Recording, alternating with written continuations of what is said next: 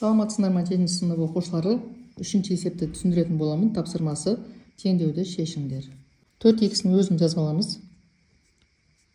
Жақшаны ашамыз, яғни 5-ті көбейтеміз 3-ке, 5-ті көбейтеміз минус 2x'ке. Сонда 15 минус 10x болады.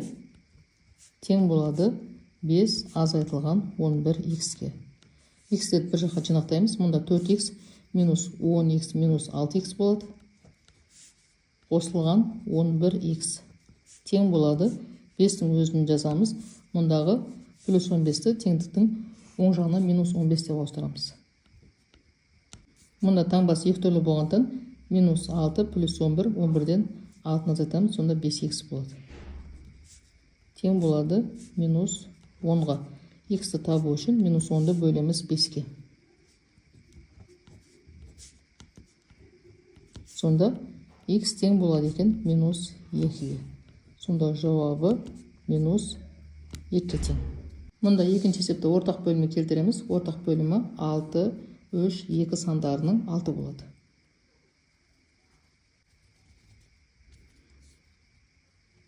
Мұнда 1 беріледі, мұнда 2 беріледі. 6-ны 3-ке бөлеміз 2, 6-ны 2-ке бөлеміз, мұнда 3 беріледі. Мұнда көбейткен кезде 1-ге көбейтсек өзі шығады, 2 азайтылған 7x. Мұнда 2 көбейтетін болсақ, қосу 2 көбейтеміз 4x-ті 8x. Мұнда 2 көбейтеміз 7-ні плюс 14.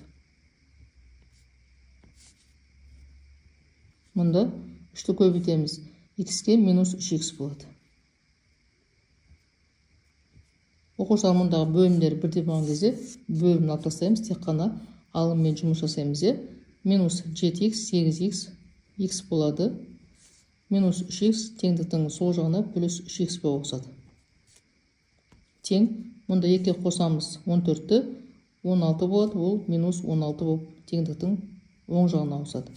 Екеуі қосылған кезде 4x болады, мұнда 1 бар деген сөз. Енді x-ті табу үшін минус 16-ны бөлеміз 4-ке. Сонда x тең болады екен минус 4-ке.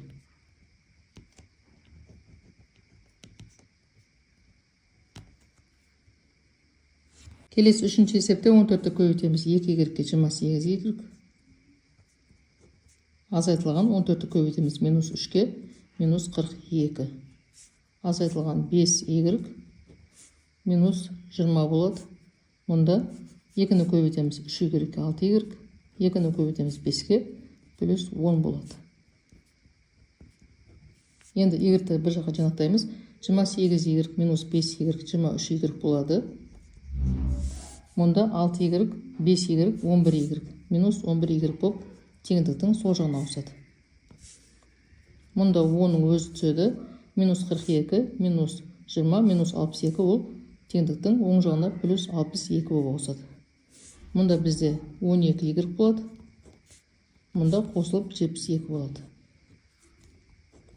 Y-ті табу үшін 72-ні бөлеміз 12-ге, сонда y тең болады екен 6-ға. Келесі 4-ші есепте мұнда біз ортақ бөлімі келтіреміз. Ортақ бөлімі 3 болады. Мұнда 5-ің астында 1 бар деген сөз. 3-ті 1-ге бөлеміз 3 болады. Мұнда 1 беріледі. Ал мұнда y қосылған 13-тің астында 1 бар деген сөз. Мұнда бізде 3 беріледі. Мұнда көбейтсек 15. Мұнда 1-ді көбейтеміз 7y-ге 7y-тің өзі шығады. Минус 12.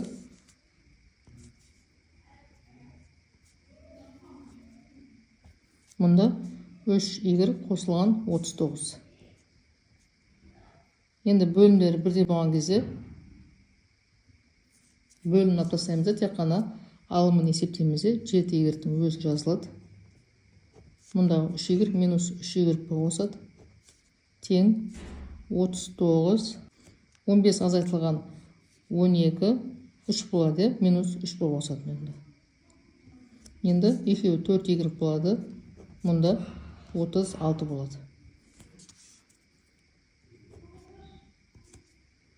36-ны бөлеміз 4-ке, сонда y тең болады екен 9-ға.